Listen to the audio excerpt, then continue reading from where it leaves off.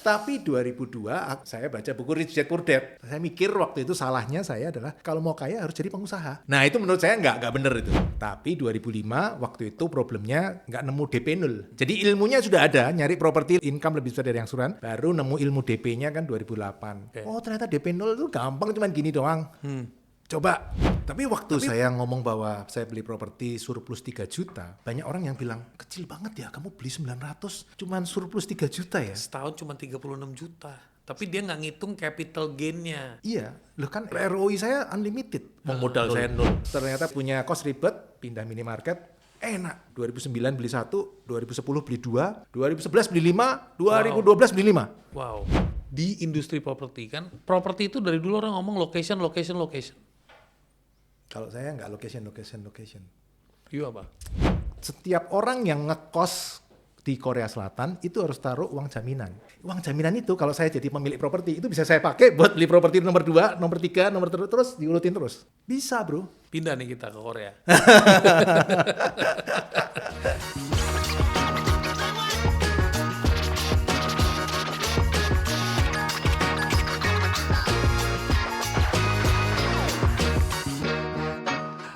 Oke, ngomongin passive income. Gua udah enek dengerin banyak sekali orang ngomongin passive income. Tapi hari ini gue panggil orangnya saking gue kesel.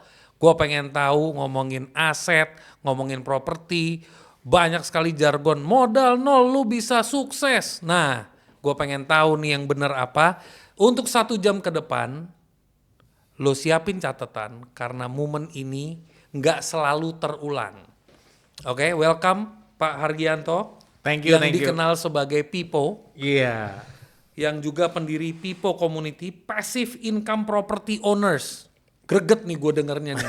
Passive income. Mungkin gue dari zaman SMA gitu kan. Iya. Diiming-imingin, lu harus punya passive income. Iya. Ikutlah gue MLM namanya MW. Iya. Itu tahun 90-an itu. Yeah. Nah kebetulan Bro juga sama gue kan di era yang sama ya, kita era 70-an ya guys, so kita masih muda dan enjoy the journey. Bro, lu property investor iya, praktisi bisnis minimarket waralaba iya, edukator properti juga iya. Yang kerennya lagi dari karyawan ke investor. Thank you bro, thank you. Dari 2008. Thank you. Dan lo mulai dari modal 0. Iya. Ini bro, tolong bro, diperjelas. Thank you Sunil. Jadi saya tuh lulus kuliah 97 sebenarnya Sunil. Okay. Saya kuliah di Jogja. Terus ke Jakarta, keterima kerja jadi karyawan. Oh itu waktu itu ngomel-ngomel tuh, gila gaji cuman segini ya. Ya papa masih ada income lah, papa pengusaha. Cuman papa pesan kamu kerja aja di Jakarta 3 tahun dah, nanti setelah itu pulang Jogja nerusin usahanya papa. Tapi enggak lah, kita tetap berangkat Jakarta, kaum urbanisasi. Tahun 2001 saya pindah ke perusahaan Amerika. Oh gajinya enak tuh, 11 kali UMR. 11 kali UMR pada saat itu ya. Iya, umur 23 belum merit, enak bro. Kalau makan pinggir jalan itu, wah sorry ya, ini gatel nanti lidahnya. Nah, hygiene. Ngomongnya itu kalau lagi, Plaza Senayan lagi ada sale. Nah ngomongannya kayak gitu. Betul. Midnight sales ya kan. Zaman-zaman itu gila. Nah tapi 2002 sama bro, saya baca buku Rich Dad Poor Dad. Waktu baca Rich Dad Poor Dad jadi kepikir, pengen kaya. Saya mikir waktu itu salahnya saya adalah kalau mau kaya harus jadi pengusaha. Nah itu menurut saya nggak bener itu. Tapi waktu itu saya berpikirnya gitu sehingga walaupun 11 kali UMR ngomong sama si bos mau resign bos juga heran. Kamu memang mau resign mau kemana? Mau bisnis sendiri pak? Bisnis apa? Nggak tahu, pokoknya resign dulu nanti kita pikirin lagi kalau sudah di luar. Nah 2003 saya mulai bisnis sendiri, wah itu parah itu bro. Mulai jualan alat pertanian, jualan pengering baju, jualan diapers, jualan piring melamin, pernah berkeliaran di Surya Kencana Bogor gitu, jualan kipas angin juga pernah. Ternyata enggak bener ternyata. Omongan bahwa kalau mau kaya jadi pengusaha itu enggak bener kalau menurut saya. Itu bukan pengusaha, itu lu jadi sales bro. Salah ya berarti ya, salah persepsi. Salah persepsi. Gua itu jualan. Dulu kan bayangannya gitu, kalau pengusaha itu harus jualan, dagang. Mikirnya. Iya. Salah bro, 2008 habis, tinggal nol. Karena ada satu klien saya omset 60 juta sebulan, invoice nggak cair 200. Oke. Jadi habis Jebol lah udah. Jebol 2008. Tapi untungnya 2008 justru saya bisa mulai invest properti pertama tanpa modal. Ternyata 2005 saya baca buku Rich Dad Poor Dad, 2005 kan udah mulai berat tuh. Nah, Ternyata Rich Dad Poor Dad tidak mengajarkan orang jadi sales ya, orang salah itu. iya. Bab pertama, orang menengah bekerja untuk uang, orang kaya membuat uang bekerja untuk dia. Di situ dikasih contoh, cari rumah sewa. Cari rumah sewanya income-nya lebih besar dari angsuran. Itu ternyata nyari, kira-kira ada nggak bro di Jakarta rumah sewa income-nya lebih besar dari angsuran? Kalau sekarang gue jawab ada. Kalau dulu Ya. di era itu gue jawab nggak ada. Kalau dulu ya. Mungkin ada, tapi saya nggak nemu waktu itu, nggak nemu. Terus nyari yang lain, kos-kosan. Ternyata kos-kosan bisa loh, income lebih besar dari angsuran. Nah sejak itu nyari kos, 2008 ketemu, ternyata bisa beli properti tanpa modal, DP 0, bisa. Nah itu 2008 waktu saya bangkrut justru ketemu. Lu dari 2008 udah bisa beli properti DP 0. Anies Baswedan bikin begituan sampai sekarang belum beres-beres. Waktu itu ya. Mesti konsultan, mesti panggil jadi konsultan, direkrut jadi konsultan. Oke.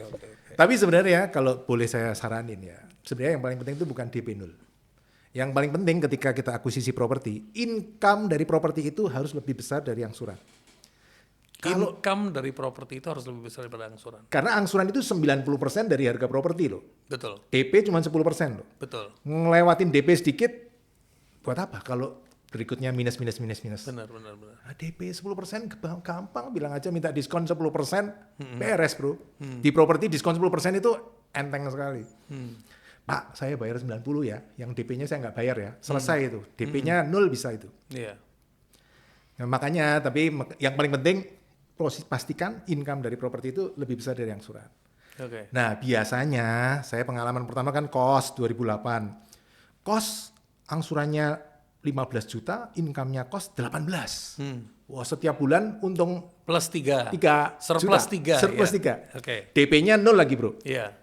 Propertinya 900, banknya cairin 1,2. Oke, sebelum lo lanjutin cerita lo, gue kan masih gregetan nih. Gue orang yang nggak percaya nih, omongan-omongan kayak begini nih. Gue bakal sedikit nantangin lo ya.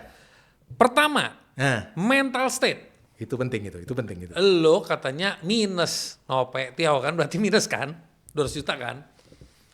Kok lo punya nyari properti itu bukan modal buku pasti. Ya. Atau modal buku, coba dikulik-kulik dikit, dibuka-buka dikit. Ya. Betul itu saya lihat ya setelah saya sering ngajar 2016 saya ngelihat ya ada faktor mental. Makanya teman-teman perlu ngobrol juga sama Sunil masalah mindset itu penting itu kalau saya. Nah saya tuh sebenarnya 2005 sudah mulai ketemu properti yang income lebih besar dari angsuran tuh. Oke. Kos. Berarti lo habis baca buku lo udah mulai nyari nih. Nyari. Oke, tapi sambil belum ready to jump ya, belum siap untuk loncat. Iya. Pertama nyari rumah sewa nggak dapat, cari kos, ada loh. Tapi 2005 waktu itu problemnya nggak nemu DP 0. Jadi ilmunya sudah ada, nyari properti lebih besar dari income lebih besar dari angsuran, tapi belum nemu DP. Oke. Baru nemu ilmu DP-nya kan 2008. Oke. Oh ternyata DP 0 itu gampang cuman gini doang. Coba. Nah waktu jatuh itu memang nekat bro. Ya istilahnya di belakang dulu seminar kan ngomong katanya ini kapalnya harus dibakar gitu kan katanya. Iya. Kalau mau sukses bakar kapalmu gitu kan. Nah itu kejadian. Itu mindset itu penting. Jadi belajar Februari dulu kan kita training di GTEC Mangga 2 gitu kan. Oh ternyata DP 0 cuma gini doang. Bisa. Nyari properti 3 bulan, Mei dapat. Agustus selesai. Oh ternyata cuma gini doang, bisa DP 0 bisa, income lebih besar dari angsuran bisa. Bisa jalan. Oke, buat yang lagi nonton, ini barusan dia ngomong nih, lo harus tanya dulu reputasi lo sama Bang bagus nggak? Ada kenalan orang dalam apa enggak? Ini gue bakal pancing lo habis nih. Boleh. Karena gini, kadang banyak sekali informasi-informasi yang keluar seolah-olah besok lo bisa jalanin, tapi nggak disiapin. Lo siap ngambil resikonya nggak? Lo siap konsisten nggak? Lo siap komit nggak? Ya, itu penting itu. Komit, konsisten, ya kan? Itu kan gunung es ya bro ya. Ya, Kadang orang cuma ngeliat atasnya doang ya. Iya, betul. Nyari properti pertama itu nyarinya banyak banget. Pertama cari nggak dapat sampai ke Tangerang, Pasar Kemis, ke Bogor, sampai ke Jalan Baru, sampai ke Bekasi, sampai Juanda sana nyari muter-muter karena harus cari properti yang benar-benar bagus. Itu satu. Belum lagi banknya. Waduh, ngajuin bank 6 bank pertama ditolak, Bro. Nah ini sekarang mulai. Jangan dipikir ke bank langsung diterima disambut dengan ini. Iya. Lu siapa? Ini jangan-jangan mau bohong nih orang. 6 bank pertama ditolak. Datang ke penjual, Pak penjual sorry ya saya ditolak 6 bank nih. Terus gimana nih, batal ya? Ya jangan batal lah Pak, kasih waktu tambahan sebulan lagi. Ya tentu bawa donat segala minta maaf ya, karena kan miss kan. Bangun relasi. Ya terus maju lagi 14 bank. Jadi yang pertama 6, yang kedua 14. 14. Dan dari 14 ada 3 yang oke. Ya. Udah cukup bro, nggak perlu semua oke, nggak perlu, 3 aja udah cukup. Iya. Nah salah satu bank dari 3 ini saya pilih salah satu. Nah kalau kondisi waktu itu income saya nggak cukup. Sebenarnya income nggak cukup. Iya. Ya pakai tenaga dalam sedikit lah ya, Nah, pokoknya. iya. Itu perlu ya, makanya kalau mau melakukan sesuatu harus ada force. Nggak bisa enggak gitu ya. Tapi tentu ya saya ngomong bahwa seperti yang kita bicarain ya, saya pakai leverage. Itu tentu ada faktor risiko loh. Yeah. Makanya saya beruntung saya bisa lewat dengan baik, sampai hari ini bisa dengan baik, saya selalu bersyukur bro. Ya harus diingat bahwa itu ada ada faktor risiko di situ. Iya. Tapi karena gini, lu ngomong itu gue selalu percaya begini, buat teman-teman yang lagi nonton, buat Big Thinkers, itu kita itu selalu stuck bro. Nah di sini gue mau ngebahas soal mindset sedikit, bahwa yang gue percaya kadang kayak tadi nih cerita lo nih, gue udah baca buku, gue ke-trigger, oke, ini cara yang benar. Pertama gue mengakuisisi aset, di mana biaya income dari aset itu melebihi cicilannya. Tuh Betul kunci kan? utama. Kunci utama. Kedua, orang langsung begitu ngomong begitu kan, duitnya dari mana? Sampean uang Jogja, aku uang Medion. Ya kan? Ya kan? Ganti ada teks di sini, nanti ada subtitlenya. Kita ngomong bahasa Jawa. Nah, udah gitu, gue selalu percaya ada tiga level bro. Orang itu berjuang. Pertama, lu pakai duit. Jadi apa-apa, gue ada duitnya nggak? Kalau nggak ada duitnya, diem dulu deh. Itu enak itu, Sultan itu. Ya kan? Kedua, pakai intelek. Kalau gue bisa dapetin itu, gue nggak punya duit ya, tapi gue punya otak nih. Ya. Gue bisa pakai otak gue. Karena ini juga gift dari Tuhan. Jadi gift dari Tuhan kan nggak selalu duit. Rezeki itu bisa juga kesehatan. Kesehatan otak. mental nih yang paling penting. Nomor 3 apa bro? Nomor 3, Tuhannya. Bro. Oh iya. Koneksi. Jadi kalau udah kagak ada duit, kagak ada otak, ya udah lu punya koneksi. Koneksinya kemana? Ke Tuhan. Ya. Makanya lu kalau ketemu orang yang menurut kita pada umumnya dia goblok tapi kok duitnya banyak. Nah itu koneksi sama Tuhannya mantap. Betul bro. Menurut saya modal itu penting. Ya 3 itu tadi ya. Kalau nggak modal duit, modal kepintaran, ya modal hubungan khusus. Itu penting itu. Itu 3-3-nya penting. Nah kadang orang salah paham loh. Dipikir modal itu harus modal duit. Enggak loh. Kalau yang saya pakai tadi kan sebenarnya bukan modal duit. Itu modal duit tapi duitnya orang lain. Bukan duit saya. Saya beli propertinya 900, banknya kasih 1,2. 900 saya bayarin penjual, sisa 300. 250 kasih ke kontraktor, minta dia jadiin hotel rukonya jadi kos. Iya. Sisanya 50 buat 15 juta cicilan pertama 3 bulan pertama pakai itu. Iya, jadi udah dihitung ya, makanya dihitung juga dan itu kalau meleset ya itu loh. Ya kan? Tetap ada faktor itu. Makanya kalau sekarang ya saya berdoa gitu, istri saya heran, kamu dulu berdoanya lama kok sekarang berdoanya cepet. Saya udah bersyukur lah, sudah bisa ngelewatin ke semua kesulitan-kesulitan itu. Luar biasa. Tentu ada faktor itu. Kesalahan mental paling sering bagi pemula yang lu udah sekian banyak kelas, lu udah bikin sekian banyak batch. Apa sih yang lu temuin? Kalau saya lihat ya, satu ya dari yang saya sering ngajar gitu, satu kurang gigih. Kurang gigih. Baru, Pak ternyata cari properti yang income lebih besar dari yang asuransi itu susah ya Pak. Kamu cari berapa? Saya udah lihat 5, nggak ada Pak. Lah iyalah saya cari 100, kamu cari 5. Lain lah bro. Jadi itu butuh kegigihan. Saya ngelihat, tapi ada beberapa orang yang gigih berhasil. Saya lihat, Pak, saya udah nyari 1.000 ternyata bisa ya Pak ya. Bagus itu, kamu bagus, ilmunya lebih tinggi dari saya tuh. Ilmu kegigihan itu penting. Iya, gigih itu penting. Jadi kalau tadi kamu Zunil bilang 3, satu lagi mungkin kegigihan itu. Tambahannya kegigihan. Ya, kadang nggak harus pinter, asal kamu gigih dapat loh itu. Iya, benar. Gigih ya. Nah, saya yang sering lihat itu satu. Kedua, saya itu khawatir yang kadang terlalu mereka tidak memahami risiko ya. Dipikir, Pak Pipo bisa, berarti kita juga bisa nih.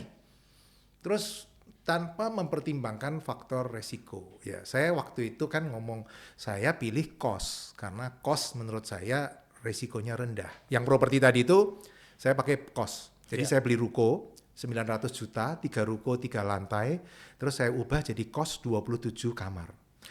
Jadi pada saat itu kan hitungannya begini, kalau secara mental lu udah minus 200. Terus lu ngutang lagi 900. 1,2 utang. 1,2. Terus itu lu pinjem dari orang. Pinjem dari orang berarti pertama lu harus punya faith. Orang itu harus minimal ini ya, modal muke lu bisa dipercaya. Iya, gitu ya. itu yang rapi dong, penampilannya yang bagus, orang baik-baik ini, orang baik-baik ini. Itu penting. Nah dari situ berarti lu, tapi lu lunasin ya ke banknya? Atau lu nyicil ke banknya? Yang mana, 900? Ya, KPR. KPR, oke, good. Nah abis itu lu surplus 3 juta. Terus lu ngapain? Cuman hidup di dalam 3 juta itu atau lu tetap jalanin usaha-usaha lain, jualan apa? Oh gitu? tetap, sehari-hari tetap kerja. Nah ini jangan lu pada ngikutin terus nggak ngapa-ngapain ya, maksudnya itu penting ya. Tetap yang kerja yang tadi bangkrut, itu tetap mulai dijalanin. tetap jalanin, mulai dari nol lagi. Saya waktu itu bikin target, kalau tahun depan bisa punya klien, dari tadinya cuma 1 klien jadi 5 klien. Saya mau jalan-jalan ke Jepang waktu itu. Kalau selama nggak nyampe target, saya nggak mau makan enak. Wah, makan nasi sama sayur tiap nasi hari. kecap aja cukup lah ya kalau zaman kita ya, nasi kecap tempe wes. Garam. Iya. Dan itu perlu 3 tahun loh. 3 tahun. Untuk bisa ngelewatin target saya. Ini kan kita ngomongin 2 hal ya. Satu ngomong properti, satu ngomong bisnis ya. Iya. Yang bisnis tadi rontok, saya mulai lagi 2000. Ini active income. Active income. Ini pasif yang lo lagi bangun. Pasif, ya. Jadi jalannya 2. Okay. Yang aktif tahun berikutnya dapat klien gede-gede. Karena ternyata setelah kita ngotot, ternyata bisa dapat klien gede-gede juga. Omsetnya bisa dari ini naik 5 kali lipat. Ternyata bangkrut, baru bisa naik. Nah baru setelah itu cepat naiknya baru. Jadi dua-dua ini mesti jalan. Dan gue yakin pada saat lo ngejalanin itu, lo pas udah punya properti, PD lo lain kan? Iya. Pas lo ngadep klien beda kan? Beda. Dan itu jadi punya bahan obrolan. Kadang-kadang ngobrolin properti, kadang nggak ngomong kerjaan, malah ngomongin properti. Jadi lagi mau ketemu klien, calon klien, iya kemarin gue habis beli tuh 3 ruko gayanya, padahal ngutang gitu ya, tapi baru beli gitu. Kan beli. Kos-kosan lumayan, iya kan punya gue gitu. Walaupun utang ya. Tapi itu beda, itu auranya beda, PD-nya beda.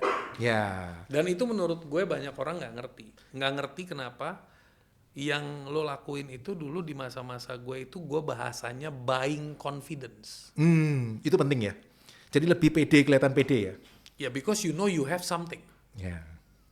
You are nothing, you have something. Jadi kalau ketemu klien, itu mungkin 80% ngomongin properti. Bukan ngomongin kerjaan itu. Ngomongin kerjaan itu paling cuma 20% dari waktu itu. Kalau nggak salah tahun-tahun 2008 itu properti lagi anjlok atau lagi naik? Hancur. Lagi Subprime. hancur kan? Ada subprime. Iya. Itu yang kasus yang Lehman's ambruk kan? Tahun-tahun itu kan? Betul. Iya. Citibank aja waktu itu kan ambruk juga. Iya. Jadi gede-gede ambruk semua. Jadi itu was a golden moment ya, golden moment buat properti. Tapi waktu saya ngomong bahwa saya beli properti surplus 3 juta, banyak orang yang bilang, kecil banget ya kamu beli 900, cuman surplus 3 juta ya. Setahun cuma 36 juta. Tapi dia nggak ngitung capital gain-nya.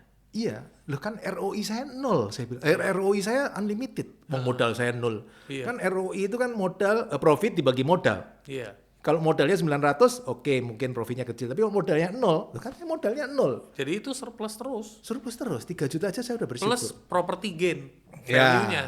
Ya, Iya, waktu itu nggak mikir sih, karena Valuasi propertinya kan. yang penting lunas. Iya, yang penting lunas. Kalau udah beban kayak begitu ya, yang penting lunas. Gak kepikir lah, yang penting pokoknya jalan ke angsuran. Nah 2009 saya ternyata ngeliat, ternyata punya kos itu ribet ya bro. kapok saya. Ada yang nggak mau bayar, ada yang bayarnya tarsok, ada yang ditagih marah-marah, bodinya tato-tato semua gitu. Wah, saya bilang saya nggak mau main kos lagi dah. Nah, 2009 saya main minimarket. Saya beli minimarket pertama saya di Jawa Timur. Nggak lihat bro, beli minimarket nggak lihat, beli 2009. Bahasa lu nggak lihat tuh, lu cuman angkat telepon, ada yang nawarin, ya udah pesen gitu. Lu nggak pergi lihat lokasi, nggak lihat apa? Enggak. Wow. Di Jawa Timur di mana? Di bagian timur lah, Jawa Timur bagian timur. Kota apa maksudnya? Tapal Kuda itu daerah-daerah situ. Aku punya kebiasaan jarang cerita nama tokonya bro. Oh, bukan toko, daerahnya. Iya, kan ya Banyuwangi lah. Oh, iya, Ini sekali ini baru saya ngomong loh. Biasa saya jarang ngomong loh. Kalau apa gua harus keluar bro. Oke. Karena saya selalu ngomong, saya mau sharing ya tentang minimarket. Apapun saya ceritain. Syaratnya satu, jangan buka minimarket di sebelah minimarket saya. Iya. Satu guru, satu ilmu jangan saling mengganggu. Iya betul. Nah itu ternyata punya kos ribet, pindah minimarket, enak. 2009 beli 1, 2010 beli 2, 2011 beli 5, 2012 beli 5. Wow. Yang lu beli propertinya? Ya. Properti yang properti yang sudah ada minimarket atau properti yang nanti lu waralabain minimarket? Yang pertama itu sebenarnya sewa, saya beli minimarketnya. Oke. Yang kedua saya beli properti terus saya bangun minimarket. Oke. Yang ketiga saya beli properti tapi sudah ada minimarketnya. Jadi variasi-variasi gitu bro. Variasi. Gua ngegalinya agak nggak enakin ya bro. Nggak apa-apa. Lumayan saya seneng. Tapi gue maunya penonton harus tahu banget. Sama sebenarnya satu lagi bro, ada satu kunci lagi. Kenapa saya bisa dapat bank banyak gitu? Saya itu tahun 97 lulus kuliah, kerja jadi analis kredit bro. Jadi kalau masalah kredit itu lu udah tahu. Kriterianya. Iya, yang nge-proof kan saya biasanya selama itu. Gue dulu kerja di bank bro. Kalau ngomongin properti bro, gue nggak ngebahas 2008 tapi gue ngebahas sekarang. Apa perbedaan signifikan yang terjadi selama 18 tahun atau 20 tahun terakhir di industri properti kan? Properti itu dari dulu orang ngomong location. Kalau saya nggak location. Iya apa? 3C. Cash flow. Oke. Itu mau lokasinya di dasar Samudra Hindia pun saya beli. Asal income lebih besar dari angsuran, saya nggak modal, silahkan. Oke. Konsep you stick di situ. Iya, kalau yang lokasi itu omongan orang punya duit bro. Oke. Kalau orang yang nggak punya duit, yang penting bisa bayar bank. Udah selesai. Oke. Dapat syukur, udah bersyukur. Karena konsepnya mengakuisisi aset. Aset tanpa modal. Itu goalnya. Jadi walaupun dapat lokasi yang jelek pun nggak apa-apa. Loh saya nggak modal kok. Tahu diri lah bro. Kalau nggak bisa dapat yang di Jalan Sudirman Jakarta, dapatnya di ujung dunia. Oh saya punya loh bro properti. Itu benar-benar di ujung dunia bro. Itu maju dikit lagi udah Australia itu. Udah sampai pinggiran laut gitu. Punya saya. Nggak apa-apa. Yang penting saya nggak keluar duit, nggak bayar angsuran, 10 tahun jadi milik, menghasilkan passive income bagi saya. Udah selesai. Wow, nice. Tapi memang harus punya kriteria bro. Setiap orang menurut saya harus punya kriteria. Dan harus menyadari dulu. Kamu tuh kekuatannya di mana, ya sudah. Kadang ada hal-hal yang harus kita lepas. Itu nggak bisa. Misalnya ditawarin properti di perumahan mewah di Jakarta. Saya selalu ngomong, bukan level saya. Level saya itu cari properti yang income lebih besar dari angsuran. Oh tapi kan itu di ujung dunia sana Pak. Ya itu yang terjadi pada saya. Namanya orang nggak punya modal ya sudah. Yang penting income lebih besar dari angsuran, udah. Tapi kalau yang model kayak begitu tuh lebih banyak di luar negeri ya. Lebih mudah dibanding di Indonesia. Supaya income lebih besar dari angsuran itu ada dua bro. Antara kamu menemukan properti yang dari awal memang income sudah lebih besar dari angsuran, atau kamu membuat properti itu tadinya nggak income lebih besar dari angsuran jadi lebih besar dari angsuran. Contohnya tadi ruko pertama saya 900 juta, itu kalau disewakan cuma 50 juta setahun nggak cukup tuh. Oke. Tapi saya ubah jadi kos. Jadi bukan menemukan tapi membuat. Oke. Nah ketika membuat juga ada kemungkinan dua. Antara menaikkan income atau menurunkan angsuran atau dua-duanya. Jadi income-nya dinaikin angsurannya diturunin. Caranya naikin income salah satunya diubah peruntukannya tadi kan ya. Kalau ruko disewakan cuma 50 juta, dijadikan kos, setahun bisa 200. Naik 4 kali lipat. Iya. Angsurannya bisa dipanjangin, atau supaya kecil, atau cari kredit yang lebih murah, atau nambah DP, apapun pokoknya income-nya kecil, income-nya gede, angsurannya kecil. Nah itu nyambung. Oke. Bukan tantangan, tapi kenapa lu memilih minimarket menjadi aset? Kayak lu menjadi rajanya Enggak lah bro. bidang ini gitu. Tapi kalau ditanya minimarket kenapa? Satu, autopilot bro. Saya tuh menyadari setelah umur 50 ini, dulu kan mau jadi sales, jadi pengusaha. Setelah umur 50 saya sadar, kekuatan saya bukan di situ. Kekuatan saya adalah mencari permodalan, walaupun bukan modal saya ya. Jadi operation saya nggak mau, saya maunya bisnis yang autopilot. Jadi begitu tawari bisnis, Pak mau bisnis ini nggak? Untungnya gede loh Pak, tapi Bapak setiap hari harus involve. Enggak, itu bukan keahlian saya. Berarti bisnis yang sudah tersistem ya? Tersistem. Dari SDM, dari semua sudah terlatih semua, pokoknya plug and play, beres. Iya, minimarket itu saya punya yang di Jawa Timur, Banyuwangi. Tapi saya juga punya yang di Medan loh bro. Nggak pernah ngecek tuh Medan, jalan aja autopilot udah sistemnya jalan sendiri. Nah itu saya seneng tuh bisnis-bisnis kayak gitu tuh saya seneng tuh. Karena saya nggak mau di operation. Kalau di operation nggak mau. Satu minimarket saya senengnya itu. Kedua awet bro. Bisnis minimarket tuh ya segini-gini doang lah. Iya, kebutuhan sehari-hari. Iya, nggak naik turun terlalu tajam lah ya. Nah itu saya butuh untuk supaya angsuran saya kebayar bro. Iya. Kalau naik turun, wah stres saya kalau itu. Iya, high profit gitu ya. Saya nggak perlu high profit, yang penting cukup konsisten profitable. Ya, udah cukup. Konsisten profitable, CP. Iya, satu lagi, kenapa minimarket, kenapa nggak yang lain? Minimarket saya bisa di desa bro. Properti cuma 200 juta. Angsurannya rendah. Income-nya gede. Klop itu. Kalau yang lain, lebih sulit. Bukannya nggak bisa ya, lebih sulit. Contohnya kos. Loh, kos itu kan nggak mungkin tuh di desa, tanah 200 juta kan kayaknya nggak mungkin. Kalau minimarket bisa loh. Nah kalau orang masuk nih kelas lo, ikut ajaran lo, ikutin arahan lo, tahu-tahu tapi dia masih punya kolek 5 di BI. Dia masih bisa dapat kredit nggak tuh? Cari permodalan tidak harus dari bank. Oke. Banyak sumber-sumber pembiayaan yang lain. Itu bank itu hanya salah satu sumber permodalan. Oke. Kita bisa misalnya kita cicil ke penjual. Itu juga bisa loh. Negosiasi. Nego, cicil aja ke penjual. Itu nggak perlu BI checking, nggak kena bunga. Bisa itu jalan. Aku pernah tuh.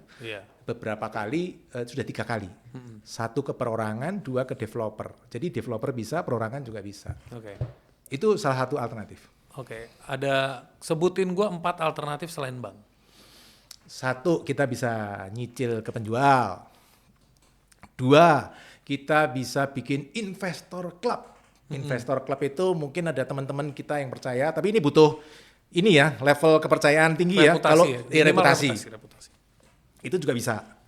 Yang ketiga bisa dari IMF ya, istri mertua family. Itu sumber permodalan juga itu. Gue suka di IMF. Yang satu lagi mungkin ya ikut crowdfunding itu juga salah satu sumber permodalan juga. Jadi banyak. Jadi instansi finansial itu nggak harus bank, bisa koperasi, bisa macam-macam, tapi turunan lainnya juga ada. Ya, bahkan kemarin nonton di YouTube di Korea Selatan, itu bisa setiap orang yang ngekos di Korea Selatan itu harus taruh uang jaminan. Nah, uang jaminan itu kalau saya jadi pemilik properti itu bisa saya pakai buat beli properti nomor 2, nomor 3, nomor terus diurutin terus. Iya betul. Bisa bro. Pindah nih kita ke Korea. Tiap hari makan kimchi bro, tadi. Dalam proses lo menjalankan ini selama 20 tahun, ada nggak momen di mana yang tadinya lo udah semangat, udah seneng, udah semua, ini di jalur pasif ya, building passive income lo, ada nggak lo nyampe ke satu titik di mana lo stuck dan kepercayaan lo jadi goyang? Sempat kepikir, ya waktu COVID. COVID itu kan permainan berubah total. Saya mikir, kayak kiamat ya COVID. Iya karena semua lo punya minimarket shutdown, semua shutdown. Ya kan offline is all shutdown.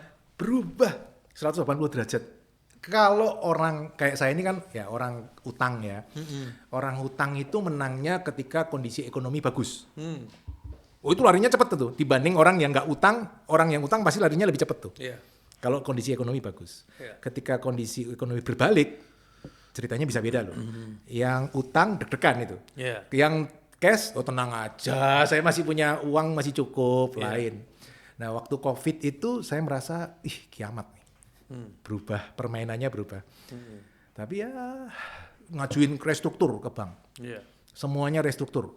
Banknya heran, Pak. Minimarket kan bisnisnya malah lagi gila-gilaan bagus, Pak. Bapak kenapa ngajuin restruktur? Loh ini kan siap-siap. Iya, karena beritanya udah kemana-mana kan. Udah stres semua kan, udah stres semua. Udah negatif banget lah. Ya, jadi ngajuin restruktur. Tapi ternyata 2020-2021 malah minimarket itu bagus loh bro. Meledak ya. Ya, karena ternyata orang nggak bisa kemana-mana selain cuma ke minimarket doang, nggak bisa. Kebutuhan basicnya itu, karena nggak ada lagi. Nggak bisa ke mall, nggak bisa jalan-jalan keluar kota, bisanya cuma main ke minimarket doang. Iya. Nah itu penjualan bagus. Jadi di saat musibah datang, lo dapet blessing ya. Ya, kadang Udah blessing income gede, terus di restruktur lagi. makanya waktu itu saya heran loh, kok ini tapi kok cash flow-nya nambah terus ya? Iya. Oh iya ya, nggak bayar pokok, cuman bayar bunga doang. Apakah ini yang disebut dengan benar-benar pasif? Lu sampai hari ini ada active income nggak? Ada. Tapi cuman sekitar 10% dari pasif lah. Oke, berarti yang lo lakukan dalam 20 tahun terakhir adalah di awal lu mungkin punya active income 90%, kasarnya gitu. 10% lo mulai bangun pasif. Dan dalam waktu 20 tahun ini lu mengkonversi kebalikannya. Jadi 90% income lo datang secara pasif. Dan semuanya itu based on productive asset. Dan lu masih punya active income 10%. Volumenya lah ya. Padahal kerja Senin sampai Jumat, sibuk gitu. Sementara yang pasif cuman dibiarin juga paling setiap tanggal 15 terima report, oke. Bro, apa sih yang menjadi kendala orang-orang kita di iklim ekonomi di Indonesia secara sifat? Gue nggak membedakan ras, gue anggap aja semuanya sama. Karena kita hidup di Indonesia, berarti kita orang Indonesia ya. Problemnya di mana sih? Problemnya adalah di pengelolaan uangnya, pengelolaan emosinya, pengelolaan keinginannya. Why people sulit banget achieve yang namanya building asset? Ya ini menarik ya, tapi tentu setiap orang akan punya pendapat beda-beda ya. Ini kan pendapatku ya, kenapa orang susah building aset? Karena saya lihat ya, banyak orang yang ada satu kata-kata yang saya senang sekali kalau di seminar, kita hobi ikut seminar ya, ada satu kata-kata yang saya senang sekali kalau di seminar, pembicaranya ngomong, kemampuan menunda menikmati hasil adalah kunci orang sukses. Kemampuan menunda menikmati hasil adalah kunci orang sukses. Kalau punya gaji full 100%, jangan dihabisin 100%-nya. Ya 90 oke lah, 10% ditabung. Kemampuan menunda menikmati hasil. Contoh waktu kita kecil dulu. Ada percobaan marshmallow itu loh yang anak-anak dikasih permen satu-satu. Yang makan sekarang boleh. Tapi yang nggak makan 30 menit permennya, setelah saya peneliti pulang, saya kasih 2. Ternyata ada yang makan, ada yang enggak. Dan di kemudian hari, ternyata yang nggak makan mau menunda menikmati hasil itu, kemungkinan berhasil suksesnya lebih tinggi daripada orang yang langsung dapat apa-apa, langsung dinikmati. Wah ini triknya bagus sekali nih. Buat yang nonton yang punya anak, lu gituin anak lu di rumah. Jadi lu kalau anak yang 4 lu bisa tahu siapa yang bisa potensi hasil. Kalau lo training gizi yang lebih banyak ini orang ini. Contoh asli kan banyak yang gagal petani, gagal apa? Ijon kan. Ijon itu kan belum ada hasilnya aja udah dinikmatin. Lebih jahat lagi dari menunda menikmati hasil. Menunda menikmati hasil masih menunda loh. Ya masih menunda, terus menikmati. Ini belum berhasil sudah menikmati. Ya itu paling parah itu. Iya, itu kalau bahasa nyokap gue itu dulu dia suka bilang banyak orang kejebak building the castle in the sky. Jadi lu bayangin lu bangun istana di langit, kan nggak ada fondasi. Iya. Jadi ada orang bilang besok bro confirm nih project, tapi duit belum masuk. Iya. Lo udah siap-siap DP mobil, DP Iya. ini gitu. Uang belum masuk, udah ada pengeluaran tuh. Banyak loh bro kayak gitu. Mau naik gaji. Wah baru mau dikasih tahu bosnya, baru mau naik gaji, mau naik jabatan, mau promosi. Udah beli barang ini, cicil. Udah ngajak makan keluarga aja, gaji belum naik bro. Makanya kalau di dunia otomotif itu kenapa mobil paling banyak laku tuh pas menuju lebaran ya? Oh, THR-an ya. Iya, karena orang pada beli, based on teman gue yang dulu bilang sih, dulu dia di Memang. industri otomotif, dia bilang nih orang pada beli cuman untuk show off bawa ke kampung. Kelihatan sukses. Nanti habis 2 bulan dia balikin. Leasingnya yang pegangan kepala. Itu bener itu fenomena itu bener. Karena saya kan di leasing Wow, kan. Tahun 97 saya di leasing. iya. Itu fenomena bener. Nah, kalau saya saranin sih kemampuan menunda menikmati hasil itu kunci sukses ya. Dan sekarang banyak sekali konsep atau informasi yang sedikit menuding atau secara belak-belakan menuding bahwa ekonomi di Indonesia ini tidak dikelola sedemikian rupa, bahwa sekarang properti itu sangat sulit dan anak-anak muda itu di kemudian hari itu akan sulit memiliki aset. Semakin lama akan semakin sulit karena properti pasti naik bro. Pasti naik. Buminya segini, orangnya nambah terus. Kan prinsip ekonomi. Kalau barang tetap jumlahnya, sementara yang rebutan semakin banyak, pasti naik barangnya. Dulu saya SD, jumlah penduduk Indonesia 160 juta bro. Hari ini sudah 285 juta bro. Iya, udah almost double ya. Double. Belum lagi ekonomi semakin tinggi, pasti rumahnya nggak mau kecil. Dulu rumah UMR mungkin rumahnya tipe 36. Begitu jadi manajer, gajinya gede, mana mau tipe 36. 200. Dan dia butuhnya lebih gede lagi. Pasti naik. Selama kita belum bisa sampai Mars, ya udah pasti naik lah properti. Apakah properti itu adalah sebuah kewibawaan laki-laki? Ya penting bro. Kalau saya kebayang ya, kalau punya properti banyak gitu, ketemu mertua gitu, mungkin juga mertuanya seneng kali ya. Tapi penting. Kalau menurut saya sih penting ya, itu status itu penting. Tapi bukan saya nggak terlalu penting. Kalau saya sih yang penting passive income lah yang penting. Itu status itu bonus. Iya kan. Cuan itu nomor 1. Cuan dengan tenang ya. Cuan dengan tenang.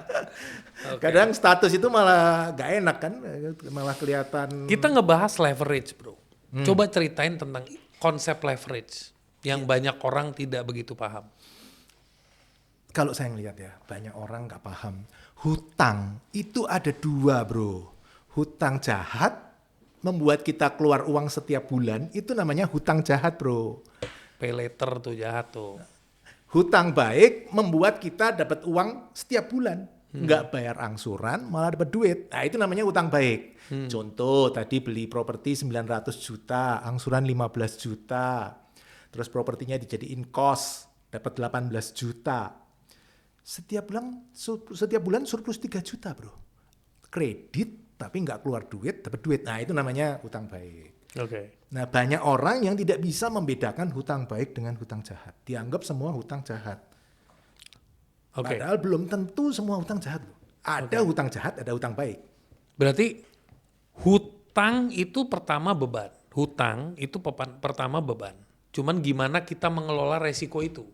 Setuju. Betul dong? Iya. Makanya orang disarankan jangan hutang. Karena kalau lo nggak bisa megang bebannya, mending nggak usah hutang. Mendingan nggak usah. Ya. Tapi kalau kamu sudah punya skill tertentu, level tertentu, hutang itu ya alat untuk mencapai tujuan aja. Bukan fokusnya ke hutangnya. Lu sekarang udah punya berapa properties? Ya 50-an lah. 50-an. Value-nya kurang lebih kalau digabungin itu kurang lebih 100M ada nggak? Di atas itu lebih? Menurut SPT aja ya. SPT aja 20 lah, 20M lah. Mantap sekali. Berarti kalau dia ngomong SPT 20 berarti aslinya 5 kali lipat. Oh tapi kalau utangnya juga gede loh bro. Hati-hati. Tapi tambah banyak utang tambah disayang istri bro. Itu penting itu. Buat cowok-cowok semakin banyak utang semakin disayang istri. Iya tapi disclaimer. Disclaimer dulu, disclaimer. Dulu waktu nggak punya utang tahun 2008 makan di pinggir jalan bebas bro. Sekarang utangnya banyak gini ya. Setiap hari pagi disiapin makan, siang dikirimin makanan, malam batuk dikit langsung dokter spesialis. Terus aku bilang sama istriku, kamu sekarang tambah sayang ya sama aku. Oh ini bukan masalah sayang ya, ini masalah angsuranmu tuh banyak banget kan. Kalau ada apa-apa repot. Ya, kalau lo kenapa-napa gue yang pusing. Jadi untuk bapak-bapak yang istrinya kurang sayang, coba dipikirin nambah KPR ya toh. Tapi KPR yang produktif ya, jangan KPR yang konsumtif. Bro, lo pernah nggak ada orang datang ke lo kayak dia benar-benar hancur dan dia nanya sama lo, bro bantuin gue, kasih tau gue cara bangkit dari keputusan yang salah. Atau mungkin diri lo pernah melewati fase itu. Kalau yang datang kayak gitu bantuin, saya sering sih saya bilang, ya udah kamu jalan seperti yang saya lakukan. Tapi kalau kamu belum berani, nggak apa-apa. Kamu cariin properti yang bisa saya beli, nanti saya kasih 20 juta. Anggap aja uang komisinya kamu ambil dah. Tapi mesti ada sesuatu. Mesti ada sesuatu yang harus kamu lakukan. Effort ya? Effort. Kecuali nyumbang ya lain ya, itu nyumbang itu lain ya. Ini Kalau gue lagi ngomong dari sisi, ada nggak case story di mana orang itu jatuh gara-gara salah keputusan, terus dia bangkit. Lu pernah nggak begitu? saya pribadi, saya pernah salah itu kan. Yang saya tadi bisnis, saya pikir kalau jadi pebisnis, bukan pebisnis ya, menurut Sunil ternyata itu namanya penjual Pak, itu bukan pebisnis. Dagang itu namanya. Jadi sales itu. Ya itu menurut saya keputusan yang salah. Saya sempat sering mikir ya, kalau dulu yang 11 kali UMR itu saya bertahan, hari ini lebih baik atau lebih jelek ya? Itu kan karena saya berpikir gitu. Keputusan untuk resign dari perusahaan multinational company itu, Was it a good decision atau enggak ya? iya, karena menurut saya itu konyol. Saya selalu ngomong ke orang-orang, itu konyol. Kalau ada orang yang resign dari posisi yang baik, sudah jadi karyawan, bagus posisinya resign, menurut saya konyol. Kamu tidak perlu mempertaruhkan itu gitu. Karena saya juga ngelihat ada karyawan yang punya banyak aset. Betul. Ada karyawan yang lebih sukses dalam sisi duit ya, dibanding pengusaha. Betul. Pengusaha yang keleleran juga banyak loh. Jangan dipikir jadi pengusaha. Gengsinya doang, title ya kan. Jadi menurut saya itu keputusan yang salah. Kalau saya disuruh ngubah waktu time travel, saya pikir saya mungkin belum tentu akan resign loh dari. Kalau dengan posisi income-nya segitu dan kamu udah ketemu jalan keluar kayak tadi, mungkin you tetap kerja juga. Iya. Sabtu Minggu bisa kok, nyari properti Sabtu Minggu bisa kok, nggak harus hari kerja ya. Tapi itu perjalanan bisnis, perjalanan hidup ya kayak gitu. Tapi mungkin lu kan bukan cuman buat itu, mungkin calling lu adalah membantu banyak orang. Ya. Untuk menyadarkan ini bisa terjadi. Ya, saya senang ketika punya komunitas gini, member kita yang sudah punya minimarket sendiri, itu ada 300-an loh. Total community lu membernya berapa? 3.000. 3.000. Dan yang udah punya sendiri 300. Yang punya joinan, kan ternyata orang pada seneng joinan ya. Saya juga heran loh. Kok pada seneng joinan ya ternyata. Spreading the risk kan. 500. Kalau saya seneng joinan sama bank. Kalau joinan sama bank itu enak. Kita mau kejem aja udah tendang aja ganti bank yang lain enak. Kalau sama orang itu kan nggak enak. Kalau sama temen itu nggak enak. Ada rasa. Yang punya kos mungkin udah 100-an lebih ya, 150 atau berapa. Jadi saya senang ketika mereka sukses itu, saya senang. Bahkan ada 4 orang yang jumlah minimarketnya lebih banyak dari saya. Wow. Saya 28, mereka 49. Ada yang 49 satu itu dari Bandung. No problem, saya ngomong. Yang penting jangan buka di sebelah toko saya loh ya. Satu guru, satu ilmu, jarang saling mengganggu. Iya, betul. Wow. Manfaat komunitas bagi investor apa? Bagus. Saya ya, dulu 2008 itu ya, waktu cari properti pertama kan ilmunya udah lengkap. Bisa cari properti yang ada income-nya, income lebih besar dari angsuran dan DP-nya 0. Februari 2008 saya udah ketemu ilmunya. Nyari properti sampai bulan Mei yang sesuai itu, nggak nemu-nemu. Saya masih ingat tuh, 3 bulan nggak nemu. Saya ketemu teman komunitas. Waktu itu kita punya teman-teman sesama seminar-seminar gitu, seminaris gitu, orang-orang yang senang seminar. Terus ada satu namanya Pak Gunawan. Ya, Pak Gunawan kalau nonton ini berkat Pak Gunawan loh ya. Pak Gunawan bilang ke saya gini, Pak Pipo, Bapak nyari properti seperti itu tidak harus setiap hari ketemu Pak. Bapak 3 bulan sekali ketemu bagus, 6 bulan juga nggak apa-apa, setahun sekali juga nggak apa-apa kok Pak. Nah itu gunanya komunitas. Kadang kita waktu down, Itu ada teman-teman yang memberikan semangat gitu loh. Nggak apa-apa Pak, nggak apa-apa, ayo terus maju terus. Jadi saya dari situ selalu ngomong, kita kalau ya bersama-sama itu lebih bagus daripada kita fight sendiri. Fight sendiri mungkin waktu itu kalau saya nggak ikut komunitas juga udah nyerah kali. Gila ini cari properti susah bener 3 bulan aja nggak dapat. Padahal setiap Sabtu Minggu cari terus, nggak dapet. Tapi ketika ada teman, mereka yang ngomong bisa. Nanti ada yang, ternyata berhasil. Kita lihat, ternyata bisa tambah Ada panas. hope, ada hope gitu ya. Iya. Jadi penting, menurut saya komunitas itu sangat penting. Dan alasan utama you bangun komunitas, kan itu ikut komunitas one thing, bangun komunitas, mengelola komunitas another thing. Ya, 2016, karena saya mulai 2008, 2016 saya mulai sharing kan, banyak yang nanya ke saya, akhirnya saya sekalian sharing, lama-lama membernya saya kumpulin, kalau ada apa-apa bisa nanya ke saya, kasih semangat. Ya menurut saya bagus, karena saya merasa manfaat dari komunitas saya juga pernah ngerasain. Jadi menurut saya bagus itu komunitas. Oke. Definisi sukses versi Pipo hari ini. Kalau hari ini saya selalu ngomong, warisan yang paling berharga yang bisa kita tinggalkan ke anak-anak, ke orang-orang yang kita cintai adalah waktu terindah, waktu kenangan manis bersama mereka. Itu menurut saya orang sukses harus seperti itu. Kita harus bisa ninggalin warisan yang terbaik buat orang-orang yang kita cintai, ya kan. Dulu saya waktu kecil inget papa gitu ya, almarhum papa gitu kan, bersama orang tua itu seneng banget. Tapi hari ini walaupun saya punya 50 properti, mau manggil papa saya juga nggak bisa kan, papa sudah nggak ada. Jadi saya selalu ngomong ke orang-orang, kenangan terindah bersama orang-orang yang kita cintai itu adalah warisan yang paling berharga, priceless itu bro. Itu nggak bisa dibeli, walaupun kamu sudah punya uang banyak, itu nggak bisa. Jadi kamu harus punya banyak waktu dengan anak, dengan istri, dengan orang-orang yang kita cintai.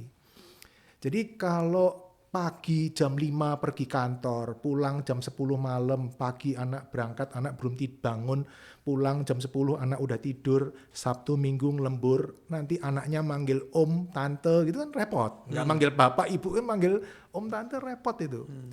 Kita harus punya banyak waktu dengan mereka. Caranya bangun passive income. Ketika punya passive income, enak bro. Mau kerja ya kerja, nggak kerja ya nggak apa-apa, income cukup. Jadi kerja bukan karena uang, tapi karena saya seneng kerja.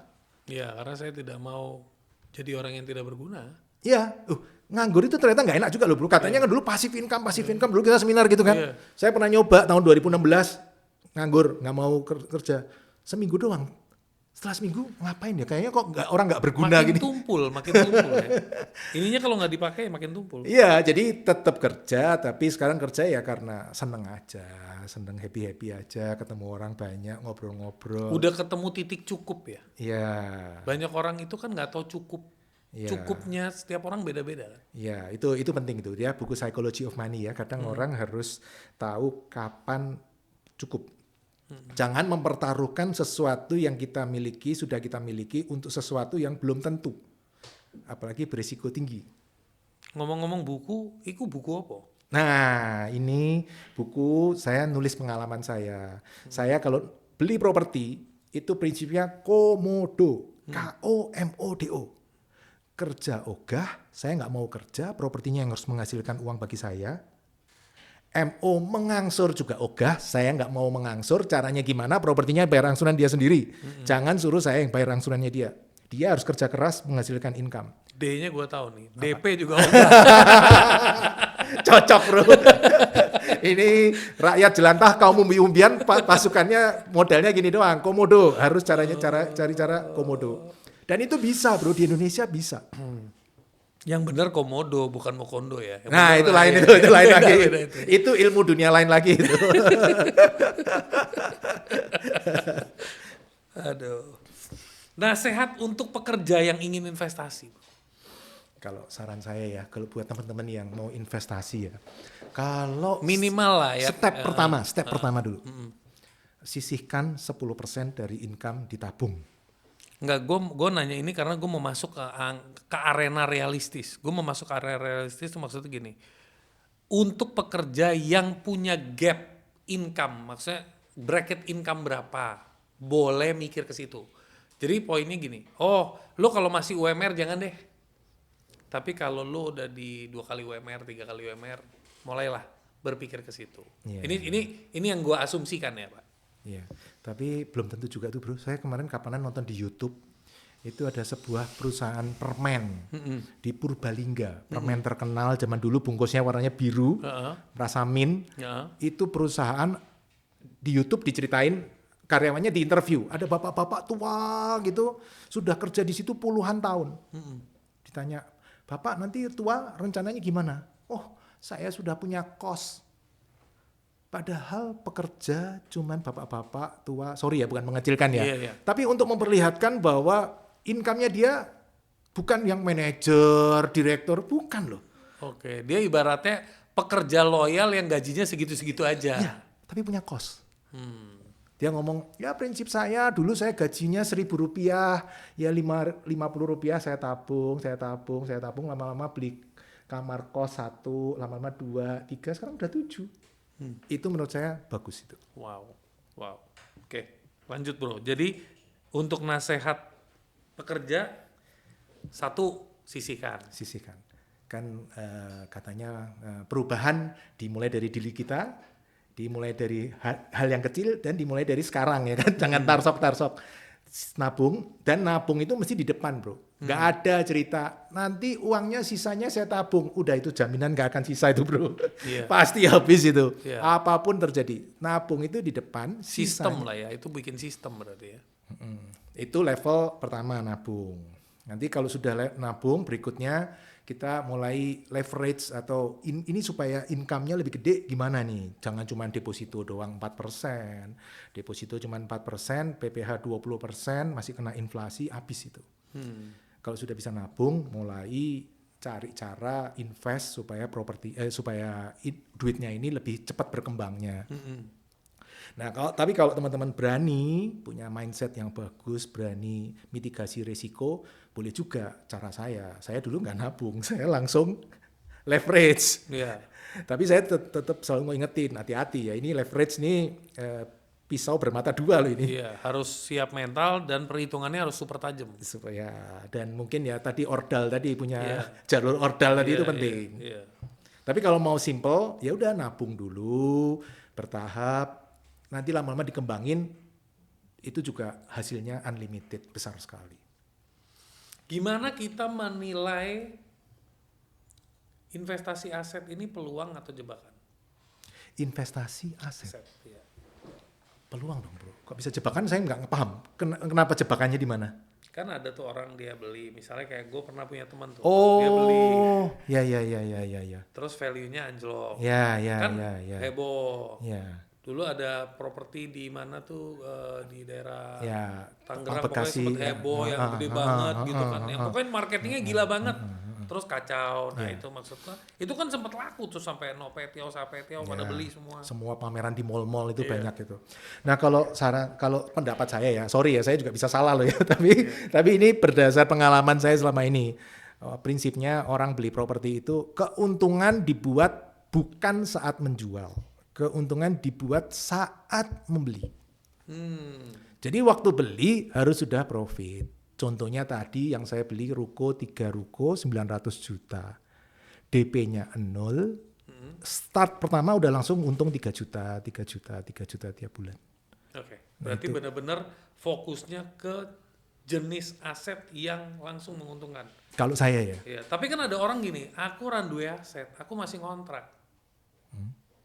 Ya sama, saya dulu 2008 juga bangkrut, nggak punya aset. Aset pertama, saya jaminin properti yang mau saya beli. Bisa. Kan yang saya jaminin properti yang mau saya beli, bukan saya ada kebawa sertifikat ke bank itu kan, bukan. Yang mau saya beli itu yang saya jaminin. Bisa. Jadi kalau ada orang yang ngomong, wah Pak Pipo enak ya dari awal modalnya ini. Saya juga nggak punya modal lagi, saya modal dengkul lagi. Waktu itu 2008 bangkrut. Dan itu bisa. Jadi buat anak-anak muda yang sekarang masih lagi ngontrak, itu jangan kejebak lu beli rumah buat ditinggalin. Lebih baik lu punya aset yang produktif. Itu Robert Kiyosaki bro. Robert Kiyosaki bilang, rumah adalah beban, rumah adalah liabilities, rumah adalah beban. Grant Cardone juga aliran itu kan kalau Nah, nggak salah. tapi saya berhasil merubah, bro. Saya punya rumah yang bukan jadi beban. Rumah saya aset, bro. Gimana caranya? Rumah saya tahun 2021 itu ada ya inilah ya, petugas pemerintah datang, dia bilang, nggak mungkin Pak Pipo rumahnya kayak gini, Pak Pipo 50 properti, masa rumahnya jelek kayak gini. Setelah dia pulang saya mikir, iya ya rumah saya jelek juga ya ternyata. Oke, kita ganti rumahnya. Terus saya tanya teman saya bilang, kalau mau bongkar rumah kira-kira 2 miliar bangun rumah baru. Waduh. Tapi kan saya ini mentalnya pokoknya gimana caranya nggak keluar duit gitu. Itu kan ilmunya Harvard, MPC, embuh piye carane, pokoknya harus nggak keluar duit pokoknya. Nah, saya kepikir gini, rumahnya kita bikin kos, lantai dasar parkir, 1, 2, 3, kos 27 kamar, rumah saya lantai 5. Nah, Penthouse. pakai lift, ya toh, pakai lift. Enak, rumahnya sekarang kan gagah, ada housekeeping, ada satpam, walaupun satpamnya kos. Iya, security. Security. Asik. My house is secure. Gitu. Itu angsurannya 45 juta, income-nya bisa 70 juta itu. Jadi punya rumah plus dapat income tambahan, bro. Bisa, bro. Tapi kan ada orang bilang kalau lu taruh kayak begitu kan privasinya keganggu. Oh, enggak. Rumah saya khusus sendiri. Kalau mau masuk rumah saya ada pintu akses liftnya, aksesnya sendiri. Ini ada aksesnya tersendiri nih. Gini baru bisa naik. Oke. Terus saya juga ngomong ke mereka. Private lift lah ya. Terus, Direct gitu. terus saya juga ngomong mereka, oh saya juga nyewa. Kalau kalian nyewa kamar, saya nyewa nyewa lantainya. Kita sesama penyewa kita. Jadi jangan komplain ke saya, karena itu pakai operator, bro. Iya. Jadi kos saya sekarang pakai operator, saya ada 4 kos pakai operator semua. Iya. Jadi saya nggak mau pusing ngurusin masalah kos. Iya, iya. Pakai operator ya. Waktu itu gue sempat undang si Iwan Kenrianto. Itu juga salah satu dia main bisnis. Dia operate juga. Operate juga. Oh ya, ya. Iya. Satu prinsip keuangan yang paling harus dijaga. Mbok piye carane? MPC. Itu teknologi dari Harvard itu, sistem manajemen dari Harvard itu MPC. Kalau saya keuangan, saya selalu ngomong ke anak saya, kan kapanan anak saya itu magang ya. Dia bilang, "Pah, ini magang cuma dapat 100.000 Pah sehari." Saya bilang, anak muda jangan terlalu mikirin duit. Anak muda itu kamu belajar.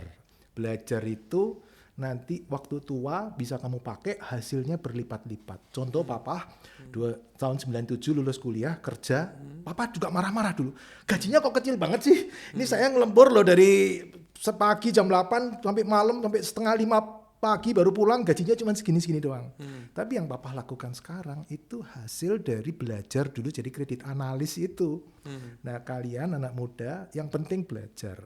Investasi terbaik di dunia itu bukan properti, bukan saham, bukan emas. Investasi terbaik di dunia adalah investasi ke otak kita, bro.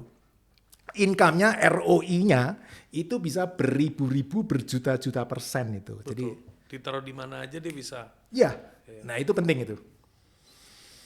Pesan paling jujur bro buat penonton Big Thinkers apa bro? Paling jujur ya. Pertama, ojo percaya aku. Jalanin. Kalau menurut saya ya, orang yang ngomong bahwa kalau jadi jalan kaya adalah menjadi pengusaha, menurut saya enggak. Banyak teman-teman saya, setelah saya tua ya, sekarang umur 50 ya, setelah saya lihat teman-teman saya yang jadi karyawan punya aset banyak, juga banyak kok, banyak.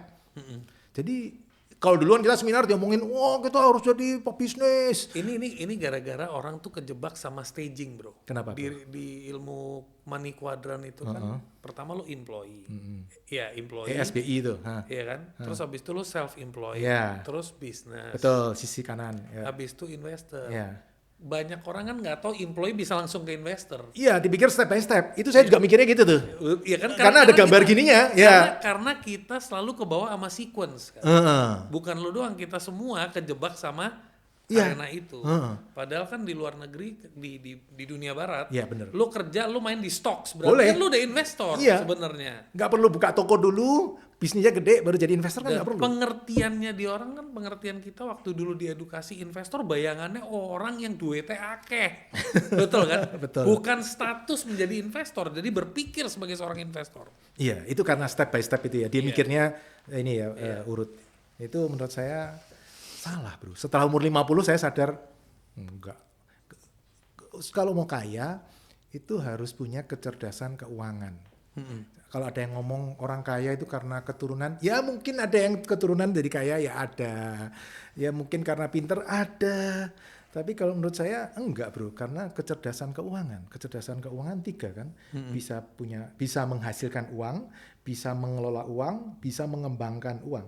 Kalau cuma bisa menghasilkan uang tapi nggak bisa mengelola uang, uangnya habis, Bro. Iya. Atlet terkenal, tipe tinju terkenal sekali tanding ratusan miliar gitu habis, Bro, tua, Bro. Iya. Padahal income-nya gede. Iya. Tapi kalau pintar mengelola tapi nggak punya income, apanya yang mau dikelola, Bro? Iya. Nggak ada Kelola income. duitnya orang lain. Dapat komisi. Tapi kalau sudah bisa menghasilkan uang, mengelola uang tapi nggak bisa mengembangkan uang, ya nanti ketipu investasi bodong, apa segala macam. Jadi ketipu. Jadi ini 3-3-nya mesti dimiliki dan ini ada faktor kalinya semua. Ini dikali nih. Begitu ada satu yang nol tuh habis. Langsung, iya. Thank you so much. Thank you. Kalau gue simpulkan satu kata, komodo. Oke, thank you.